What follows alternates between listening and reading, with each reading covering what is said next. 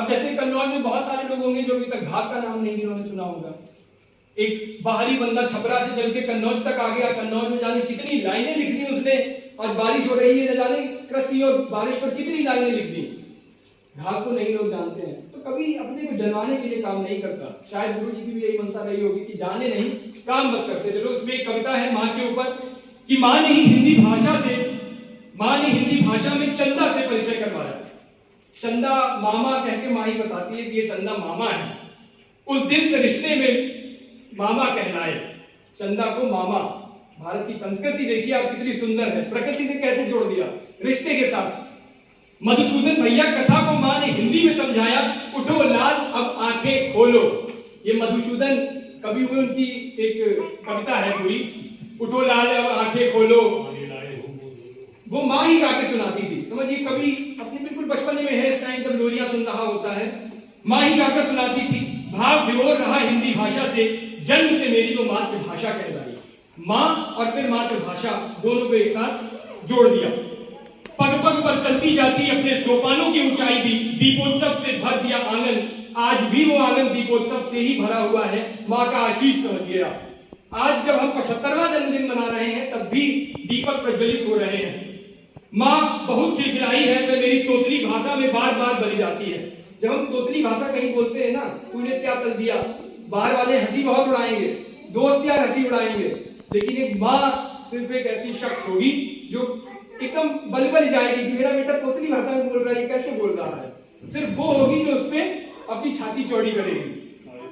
मैंने जब से हिंदी भाषा सीखा, माँ ही भाषा अग्रदूत हुई, मगन हुई लगन जगी, वह प्यारी सी मुस्कान लिए मैं भी अड़ा रहा, सीखूंगा तो सिर्फ हिंदी। माँ से ये सीख मिली है जो आज यहाँ पे चल रही है। अंग्रेजी को खूब लतियाया भरी जवानी में, अंग्रेजी को खूब लतियाया अपनी भरी जवानी में। अंग्रेजी के नाके सिन्हा को बहुत छड़ी खाई थी। ये गुरु जी के एक टीचर रहे हैं सिन्हा जी अंग्रेजी के, तो उन्होंने बहुत मारा तोड़ा कि अंग्रेजी सीखो, लेकिन उन्होंने अंग्रेजी नहीं सीखी और हिंदी को ही आगे बढ़ाया। मैं तो अंग्रेजी में गोबर चंद कहलाया। ये गुरु जी ने लिखा है कि अंग्रेजी में मैं गोबर चंद कहलाया, मेरे सर पर हिंदी भाषा का भूत चढ़ा, कैसे आती अंग्रेजी हमको दिल में कोई और बसा। हिंदी सौभाग्य की देवी पद पर अनुगामी रही, अलंकृत करती रही सदा, वह जीवन का मान रही। हिंदी भाषा की चाहत में मैं सारी भाषा भूल गया। अर्थशास्त्र के तो प्रोफेसर रहे हैं, लेकिन उसको नहीं अपनाया, हिंदी को ही आगे बढ़ाया। और जानते थे कि आजकल हिंदी की लिखी किताबें बिकती भी ज्यादा नहीं है, उनमें रॉयल्टी भी नहीं मिलती है। अंग्रेजी की किताबें लगे हाथों बिक जाती हैं। आप तो बहुत अच्छे से जानते होंगे, आपने भी किताबें लिख दी हैं। तो उत्कर्ष की बुलंदियों को छूकर अपनी जमीनी भाषा हिंदी के चरण पखार रहा। आओ हम सब हिंदी भाषा का उत्थान करें, जिसमें हुए फकीर, संत, कवि, लेखक, पत्रकारों का सम्मान करें। एक साथ सभी लोगों को जोड़ दिया। यही एक कवि की असली कल्पना है। प्रकृति को साथ में लेकर, इंसानों के साथ, जीवों को साथ में लेकर उसने जोड़ दिया। तो ये एकावली की कविता थी। मैंने सोचा ये सही वक्त होगा माँ और हिंदी भाषा को लेकर के, और तमाम काफी सारे लोग भी यहाँ अलग अलग क्षेत्र से बैठे हुए हैं, जिनको सभी ने जोड़ दिया। तो ऐसी गुरु जी की लेखनी रही है। बाकी एक सामने कविता आप पढ़ेंगे, जब आपको मौका लगे तो इसको पढ़िएगा जरूर, इनकलाब। और एक आपने जो भी बताई वो कविता भी आप जरूर पढ़िए, ढूंढ के पढ़िए। वो लेखनी में जो गुरु जी की क्रांतिकारिता है वो वहां नजर आती है, उसको जरूर पढ़िएगा।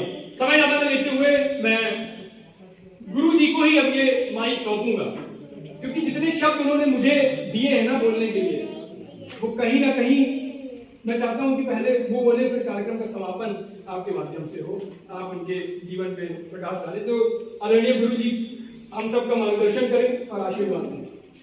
आप बोलो आशीर्वाद दो। मैं तो लग रहा था कि न्यूज 24 को समाचार सुन रहा हूँ।